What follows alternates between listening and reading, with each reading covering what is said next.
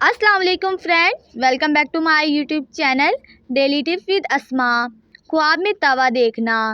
خواب میں توا دیکھنے کا مطلب ہے گھر کا خدمت گار جو گھر کے تمام انتظام کو چلاتا ہے اور اپنے عیال اور دوسروں پر خرچ کرتا ہے۔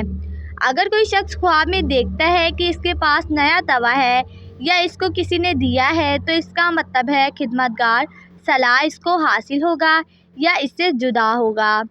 اگر کوئی شخص خواب میں دیکھے کہ توے پر کوئی چیز پکائی ہے تو اس کا مطلب ہے اس کا خدمت گار درست کام کرے گا، اور اگر دیکھے کہ توے سے کوئی چیز کھائی ہے تو اس کا مطلب ہے کھانے کے مطابق اس کو اس کے خدمت گار سے فائدہ حاصل ہوگا، اور اگر کوئی دیکھے کہ وہ کھانے کی چیز ترش اور بد مزہ تھی تو یہ غم اور پریشانی کی دلیل ہے۔